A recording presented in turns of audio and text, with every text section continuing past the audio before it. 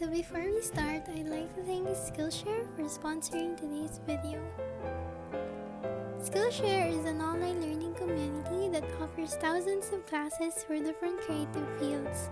I've seen classes on journaling, painting, studies, photography, and a lot more.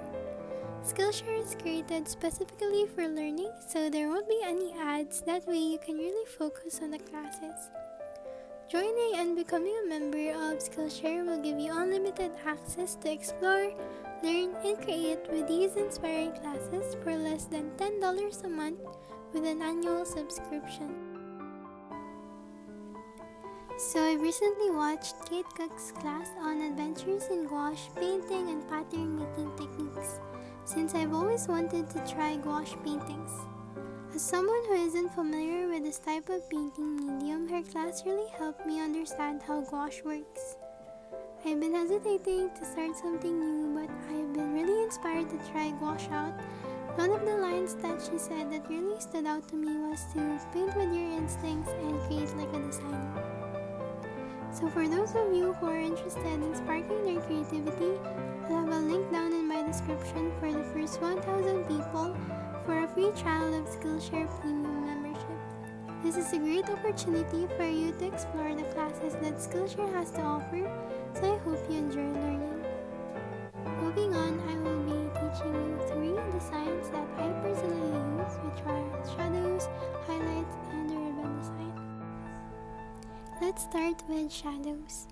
So when I do my shadows, I like to imagine a sun on the upper left of the paper, and that guides me on how the shadow should look like.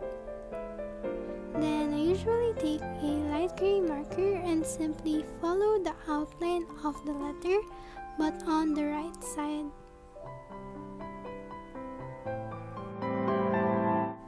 As you can see, I placed my shadows on the right. I didn't put anything on the left side of the letter. To make it easier to understand, let's take this pink as my base letter.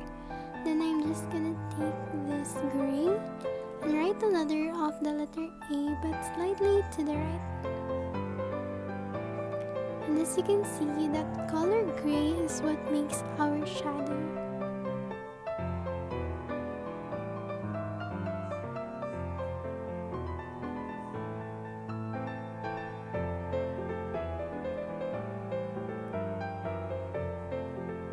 So if we write that again without putting another letter on top, but following how our previous one looks, this is how it should look like.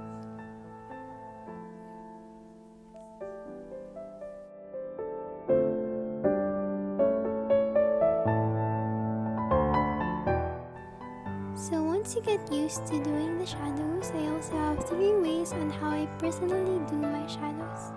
So for the first one, I just place my shadows close to the letter outline, and this is the one that I use the most. Then sometimes I also like to put the shadow slightly away from the letter outline. Then if I'm feeling a little extra, I like to take a pen and outline the letter and the supposed shadow. I actually think that this gives off a cartoon font vibes than the rest.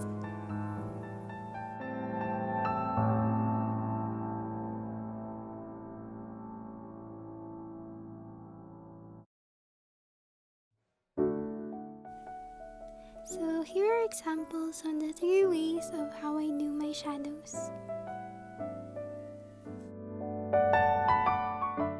Moving on to highlights. So when I do my highlights, I usually take a white pen and just put highlights on the downstrokes or the thicker sides of the letter. So if you were to imagine how the highlights would look like, it would look similar to how a bubble shine would.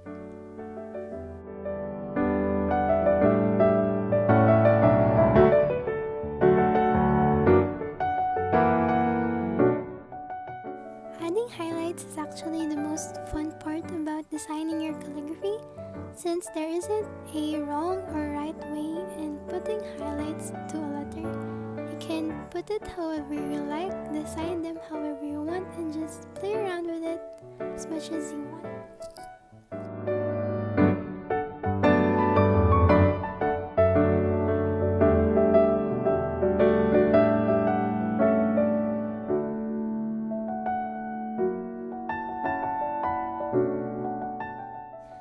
Lastly, we have the ribbon design.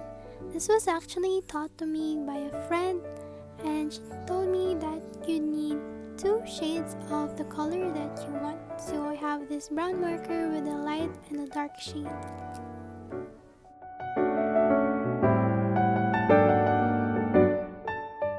So in doing the ribbon design, you'd want to take your lighter shade as your base to calligraphy on, and then you just follow the upstrokes of the letter and shade that in with the darker version of your base color.